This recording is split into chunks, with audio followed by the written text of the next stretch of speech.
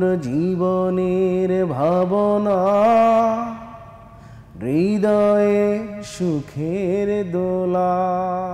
সবাই বলল যে মিথ্যা কথা বলে, এন্ড্রু কিশোর এত বড় মাপের শিল্পী, ওর সাথে ও দেখা করবে। মানে এইভাবে অনেক মানুষ অনেক যে গ্রামের ভাষায় বলে টিকটারি তিরস্কার করতো সবাই।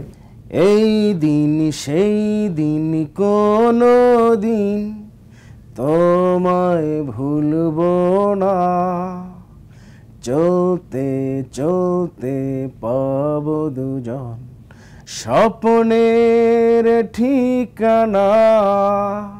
এন্ড্রু কিশোরের গান কতগুলা পারা? আমি বললাম যে 200-250, এখন 800-1000-এর মতো মুখস্থ পারি। এন্ড্রু কিশোরের 800 গান আপনার মুখস্থ আছে? মাই গড। প্রিয় দর্শক, বাংলা ভিশনের বিনোদনধর্মী নিয়মিত আয়োজন আনন্দ আড্ডায় আপনাদের স্বাগত জানাচ্ছি। আমি হাসনাত জুবায়ের। আজকে আমাদের স্টুডিওতে উপস্থিত হয়েছেন একজন গানের মানুষ, যে গান শিখতে, গান নিজের মধ্যে ধারণ করতে জীবনের অনেকটা সময় পার করেছেন, অনেক ত্যাগ স্বীকার করেছেন, এবং তার মাঝে অনেকেই আমাদের জনপ্রিয় সঙ্গীত শিল্পী এন্ড্রু কিশোরের প্রতিচ্ছবি খুঁজে পান। আজকে আমাদের সাথে আছেন রবি কিশোর। তার সাথে গল্প করব, আড্ডা দিব, তার জীবনের অনেক কিছু জানার চেষ্টা করব। রবি ভাই, কেমন আছেন? আলহামদুলিল্লাহ, ভালো আছি। আপনি কেমন আছেন? আমিও ভালো আছি। আনন্দ আড্ডায় আপনাকে স্বাগত। বাংলা ভিশনকে ধন্যবাদ আমাকে এত সুন্দর অনুষ্ঠানে ডাকার জন্য। রবি ভাই, প্রথমে জানতে চাই, আসলে আপনার নাম তো হচ্ছে রবিউল ইসলাম, সেখান থেকে রবি কিশোর হয়ে ওঠার গল্পটা একটু জানতে চাই। আমি অনেক ছোট থেকেই যখন সিনেমার গানগুলো শুনতাম, তখন থেকেই আমার শ্রদ্ধেয় গুরু এন্ড্রু কিশোরের আমি মানে একজন অন্ধভক্ত। তারপর আমি দাদার সাথে পরিচয় হয় আমার 2001 সালে। তারপর দাদার কাছে নিয়মিত আসা যাওয়া করতাম। তারপর 2008 সালে দাদা আমাকে একটা অটোগ্রাফ দিয়েছিলেন।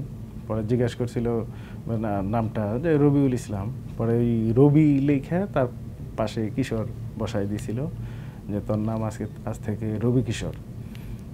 তখন মানে ওই নামেই আমি পরিচিতি লাভ করেন। আচ্ছা, প্রথম আপনি তো হচ্ছে যখন মানে ছোট ছিলেন, 2001 সালে যে গল্পটা বলছেন, তখন তো অনেকটা ছোট ছিলেন, কিশোর বয়স ছিল। সেই সময় হচ্ছে আপনি এন্ড্রু কিশোরের গান শুনে শুনে তার ভক্ত হয়েছেন, এবং তার সাথে দেখা করার একটা স্বপ্ন আপনার তৈরি হয়েছে। তো প্রথম যেদিন তাকে দেখলেন কাছ থেকে, তার কাছে গেলেন, তখন সেই অনুভূতিটা কেমন ছিল? স্বপ্নের মতো, একদম মানে একদম স্বপ্নের মতো, যে মানে আমি এন্ড্রু কিশোরের সামনে বসে রয়েছি, তার সাথে দেখা করতে পারছি, মানে স্বপ্নের মতো মনে হচ্ছিল আর কি। প্রথম যখন তার সাথে আপনার দেখা হয়, তখন আপনাকে কি বলেছিল? প্রথম কি কথাটা বলেছিল মনে আছে? দাদার সামনে আমি বসার পরে কোনো কথা বলতে পারি নাই, শুধু মানে তাকাই ছিল। সো যখন আপনি এন্ড্রু কিশোরের সামনে গেলেন, তখন উনি আপনাকে প্রথমে কি বলেছিল মনে আছে? আমি আগে বললাম, পরে দাদা বলল। আমি বললাম যে দাদা, আমি আন্নের অনেক ভক্ত, অনেক গান শুনি, তো আমি গান অনেক ভালোবাসি, তো আমি আপনাকে একটা গান শুনাই। কোন গানটা শুনিয়েছিলেন? দাদা বলল যে ঠিক আছে, গান শুনাইছিলাম 2টা, মানে 2টার মধ্যে আমি একটা শোনাচ্ছি। চন্দ্র তুই, সূর্য তুই, চোখে তুই আলো আমার, তুই ছাড়া দুনিয়ায় আন্ধার। চন্দ্র তুই, সূর্য তুই, চোখে তুই আলো আমার, তুই ছাড়া দুনিয়ায় আন্ধার। বাহ, অসাধারণ। যখন এই গানটা দাদাকে শোনালাম, তখন দাদা মানে এইভাবে চোখ বন্ধ করে আমার গানগুলো শুনলেন। পরে বললো যে গান অনেক কঠিন জিনিস, শিল্পী মানে শিল্পী হওয়ার জন্য ধৈর্য ধরতে হয়, অনেক সাধনা করতে হয়। প্রতিদিন সকালবেলা যখন ঘুম থেকে উঠবি, মানে রেওয়াজ করবি, তখন আমি বুঝতাম না যে কি রেওয়াজ করব। পরে বললাম যে মাঝে মাঝে আসিস, দেখাই দিবি। আপনি এন্ড্রু কিশোরের কাছে গান শিখেছেন? হ্যাঁ, দাদার কাছে আমি তালিম নিয়েছি। কত বছর, কতদিন? এই 2001 সাল থেকে পরিচয় হওয়ার পরে 20 সাল পর্যন্ত, দাদা মারা যাওয়ার আগ পর্যন্ত। 20 বছর আপনি তার সান্নিধ্যে ছিলেন? জি। বাহ, তো অনেক স্মৃতি তার সাথে। আপনার দু একটা স্মৃতি শেয়ার করা যায় কিনা? দাদার সাথে তো অনেক স্মৃতি। যখন দাদা ওই মানে শেষ প্রোগ্রামটা যখন করলেন আমাদের টাঙ্গাইল ইব্রাহিম কা কলেজে, মঞ্চে আমরা দুজন একসাথে গান গিয়েছিলাম। আমি 2টা গান গেয়েছিলাম। তারপর দাদা আমার গানে মুগ্ধ হয়ে সেরে স্টেজে আমাকে তার অন্ধভক্ত হিসাবে দর্শকদের মাঝে পরিচয় করে দিয়েছিলেন। তখন দাদা আমাকে মানে আশীর্বাদ করে গেছেন আর কি। এটা আমার জীবনের সবচেয়ে বড় একটা স্মৃতি। এন্ড্রু কিশোর দাদার সম্পর্কে আমরা অনেকেই জানি না, তার ব্যক্তিগত জীবন সম্পর্কে অনেকে জানি না। আপনি নিশ্চয়ই অনেক জানেন, যেহেতু তাকে তার কাছ থেকে দেখেছেন, তার সাথে 20 বছর কাটিয়েছেন। কেমন ছিল আসলে উনি, ওনার মানে গানের জগৎ ছাড়া ওনার ব্যক্তিগত জীবন কেমন ছিল? অনেক সুন্দর ছিল দাদা, একদম মানে অহংকার মুক্ত ছিল দাদা, একদম সাদাসিধা। এত বড় মাপের মানুষ, কোনো অহংকার ছিল না, একদম সাদামাটা একজন মানুষ ছিলেন। তো আমি সবাইকে বলবো দাদার জন্য সবাই দোয়া করবেন, দাদা যেন পরপরে ভালো থাকে। এন্ড্রু কিশোরের সাথে শেষ আপনার কি কথা হয়েছিল, কবে কথা হয়েছিল? দাদার সাথে শেষ কথা হয়েছিল দাদা সিঙ্গাপুর থেকে যেদিন চলে আসে সকালবেলা, ফোনে কথা হয়েছিল। আর দাদার সাথে শেষ দেখা হয়েছিল আমার যখন সিঙ্গাপুর যায় তার আগের দিন দাদার মিরপুরের বাসায়। মানে দাদা যা যা পছন্দ করতেন খাইতে আমি নিয়ে আসছিলাম। এন্ড্রু কিশোর তো অসংখ্য জনপ্রিয় গান আছে, তার মধ্যে আপনি অনেকগুলো গান আপনি কভার করেছেন, গেয়েছেন। কোন গানটা আপনার সব থেকে বেশি ভালো লাগে? দাদার গান তো আমার কাছে সবই ভালো লাগে, তো মানে কিছু কিছু গান আছে যে আরো বেশি ভালো লাগে। ওইখান থেকে আমি একটা গান আপনাদেরকে গিয়ে শোনাচ্ছি।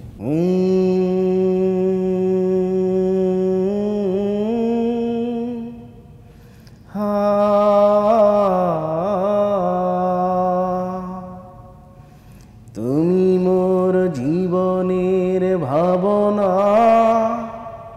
হৃদয়ে সুখের দোলা। তুমি মোর জীবনের ভাবনা, হৃদয়ে সুখের দোলা। নিজেকে আমি ভুলতে পারি, তোমাকে যাবে না ভোলা। তুমি মোর জীবনের ভাবনা,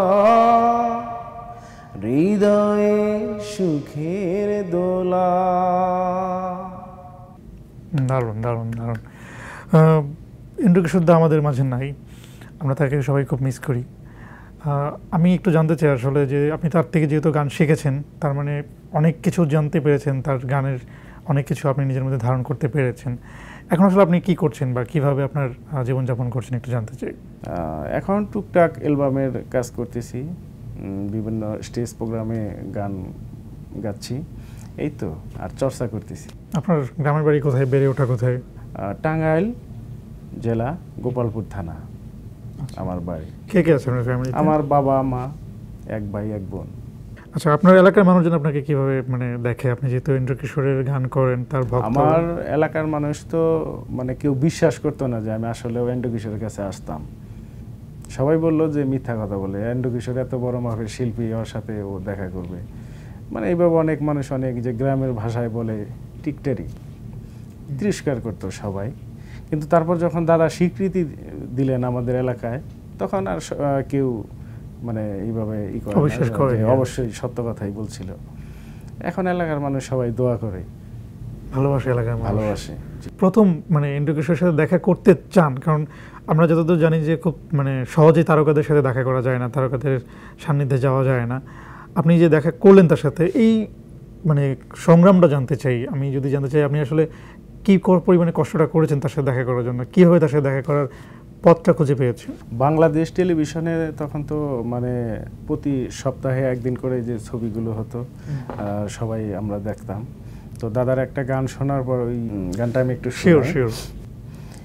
এই দিন সেই দিন, কোনো দিন তোমায় ভুলবো না, চলতে চলতে পাবো দুজন স্বপ্নের ঠিকানা। গানটা সালমান শাহ যখন মানে অভিনয় করলো, জি ছবিতে দেখলাম, তারপরে আমি গুনগুনে গাই। মানে তখন থেকেই মানে স্বপ্ন যে এত সুন্দর গান মানে কে গাইলো, তারপর যে শুনি যে এন্ড্রু কিশোর, যে ওনার সাথে আমার দেখা করতে হবে।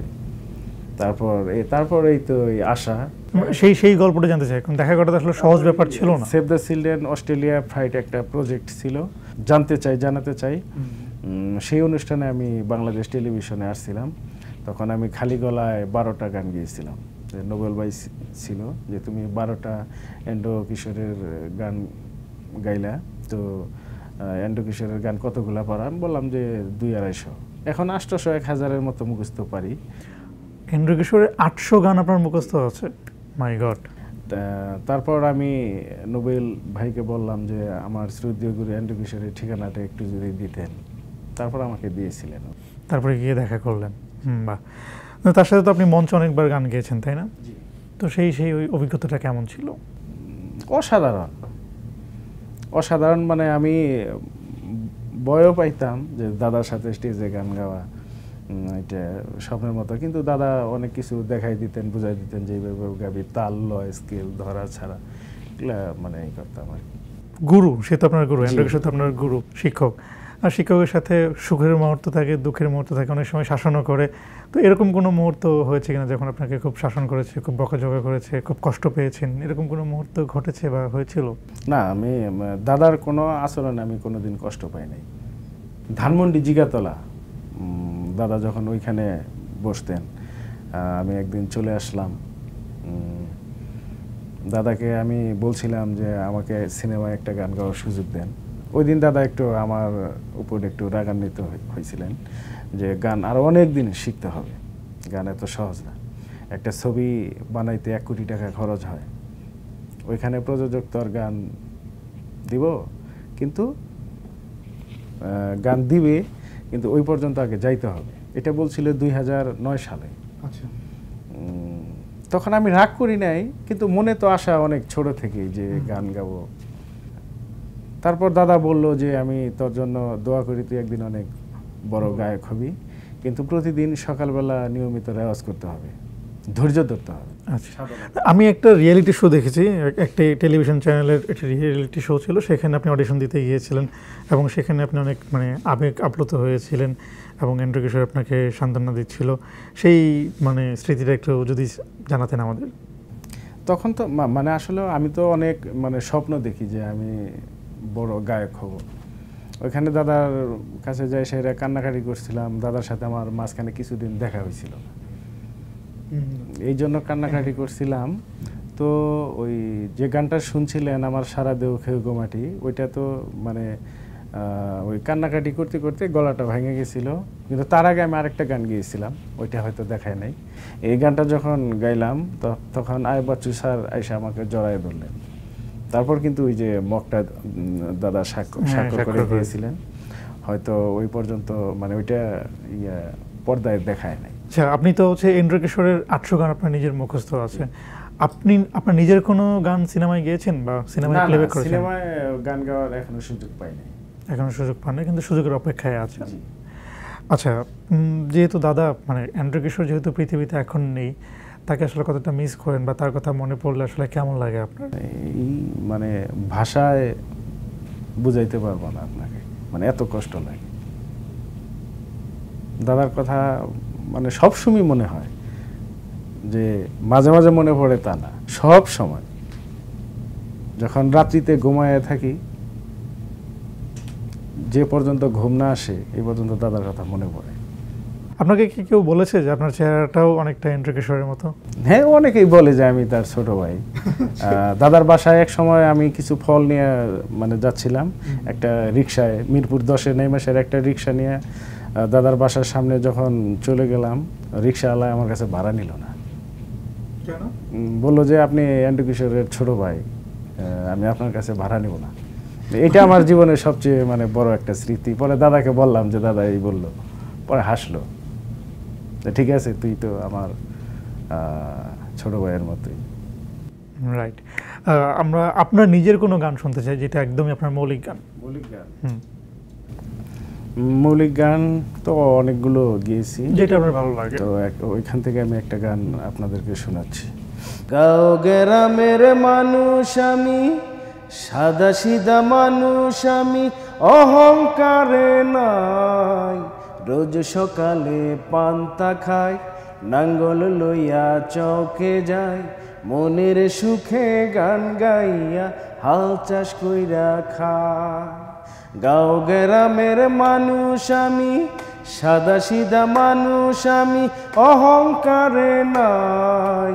রোজ সকালে পান্তা খায়, নাঙ্গল লইয়া চকে যায়, মনের সুখে গান গাইয়া হাল চাষ কইরা খায়। মনের সুখে গান গাইয়া হাল চাষ কইরা খায়। রবি ভাই, আমরা আড্ডা দিতে দিতে একদম শেষ পর্যায়ে চলে এসেছি। আপনি যেহেতু এন্ড্রু কিশোরের ভক্ত এবং তার শিষ্য, যেহেতু তিনি আমাদের মাঝে বেঁচে নাই, তিনি অনেক দূরে আমাদেরকে রেখে চলে গিয়েছেন, তার উদ্দেশ্যে কিছু বলার আছে কিনা, এবং আপনার যারা ভক্ত আছেন, দর্শক আছেন, তাদের উদ্দেশ্যে কিছু বলার আছে কিনা? আমি দর্শকদের উদ্দেশ্যে বলবো, আমার শ্রদ্ধেয় গুরু এন্ড্রু কিশোরের জন্য, দাদা তো চির অমর, দাদা তো তার গানের মাঝে সারা জীবন বেঁচে থাকবে। তবুও দাদার জন্য সবাই দোয়া করবেন, দাদা যেন পরপরে ভালো থাকেন, আর দাদার গানগুলো সবাই শুনবেন, এবং আমার জন্য দোয়া করবেন যাতে আমি ভালো ভালো গান উপহার দিতে পারি।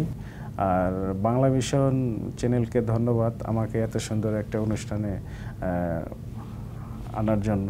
দর্শক, আমরা আজকে রবি কিশোরের সাথে আড্ডা দিলাম, গল্প করলাম, তার জীবনের অনেক কিছু জানার চেষ্টা করলাম। আপনাদের সাথে আবার দেখা হবে অন্য কোনো দিন, অন্য কোনো অতিথির সঙ্গে। ততক্ষণ পর্যন্ত ভালো থাকবেন, সুস্থ থাকবেন, আর হ্যাঁ, অবশ্যই আনন্দ আড্ডার সঙ্গে থাকবেন। আর আমরা রবিবারের গান শুনতে শুনতে আজকের এই অনুষ্ঠানটা শেষ করব।